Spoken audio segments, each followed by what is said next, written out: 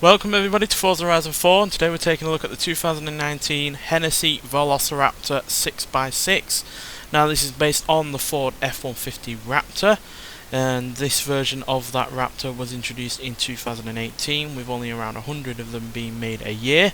And yeah, despite this sharing the engine with the F-150 Raptor and the general look of that Raptor, it's pretty much completely different.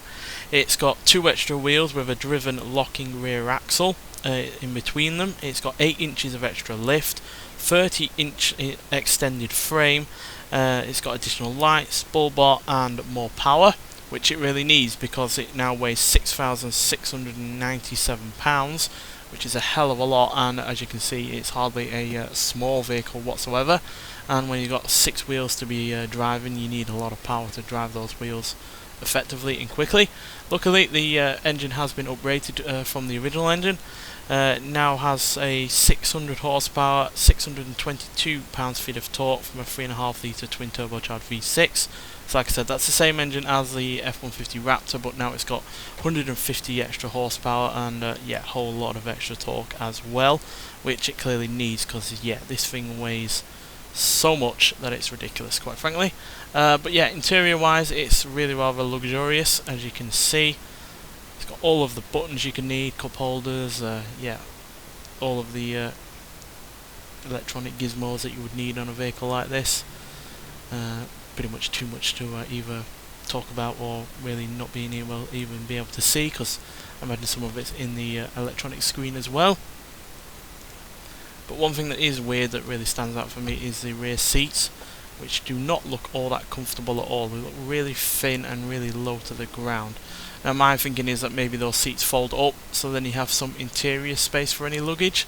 But yeah, they don't look all that comfortable at all, especially when you compare them to the front seats. As you can see, the front seats are far thicker, far higher up, and yeah, look far better in terms of support as well, whereas yeah, the rear seats just look like a bench seat that's been thrown in from a old classic 60s car or something. So yeah, that's a bit of a disappointment. But you've got all of the rear cabs pickup space that you could ever need. Yeah, you could fit pretty much anything in the rear of that, and yeah, be comfortable in the knowledge that it will be able to you know, pull it along because it's got all of that torque and horsepower. But yeah, in comparison to the only other 6x6 that we have on this game, the Mercedes-Benz D63 Amg, this is yeah, far better. It's got 64 extra horsepower over that AMG.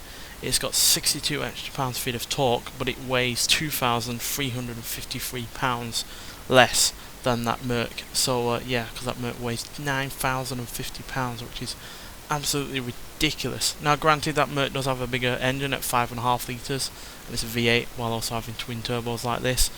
But yeah, that car is undoubtedly slower than this in terms of acceleration due to that enormous amount of extra weight. But nonetheless, let's get out onto the open road and see what this beast can do. So yeah, it's not got the most exciting sounding engine ever.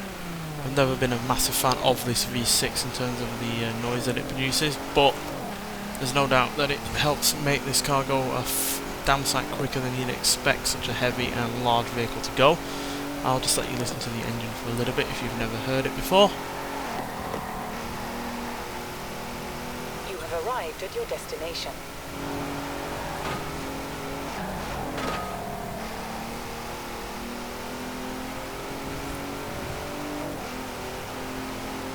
So yeah, there's definitely worse sounding twin turbocharged V6 engines that are quite small in cubic capacity, but then there's also far better sounding V6 engines as well. So yeah, that's a little bit of a disappointment, but what isn't a disappointment is the speed that this car has going for it, just considering how much it weighs and how large it is.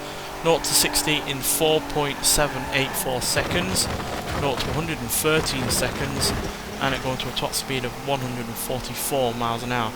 Now granted, that top speed isn't quite as quick as the Merc, because that will do 155, but that's the only thing that Merc has over this in terms of acceleration or speed, as that can only do 0 to 60 in 7.8 seconds, so it's more than 3 seconds slower than this to 60, and it can only do 0 to 100 in 21.4 seconds, so it's a good 8.4 seconds slower to 100 than this, which is quite large, if in all honesty. So yeah, this has that car licked in that regard, and to be honest, I'm pretty sure this is as good as, if not better, in terms of going off-road capability, in terms of its off-road capability as well. Because yeah, less weight is always a benefit in a car that is going off-road. You do not want something too heavy for going off-roading, because it does mean that the likelihood that you will get stuck increases. But this does suffer from the same issues in terms of handling as that Merc, because yeah, it understeers like a right pig. You really have to slow down to get around the corner, because yeah, this car does not have the steering to do any sharp manoeuvres or go around any sharp corners without being slow, or having to even back up, I imagine, in some areas. And obviously the size of the car also means that yeah, wide open roads are really the only go-to for this car. Any small narrow B roads or back roads or anything like that are going to be a mighty issue for this car to deal with. So yeah, it is quite restrictive in that regard, but as a piece of engineering, it's something to marvel at, and yeah, certainly something to respect in terms of what it's able to do, in terms of off-roading, in terms of the speed it can carry, and the fact that something like this, that is as heavy as this, can go those kind of speeds and still stop, because yeah, the brakes are really rather effective, as you expect them to be and hope them to be, considering yeah, 140 mile an hour and something that weighs this much is a hell of a lot of momentum to slow down, and yeah, this thankfully is capable of doing that.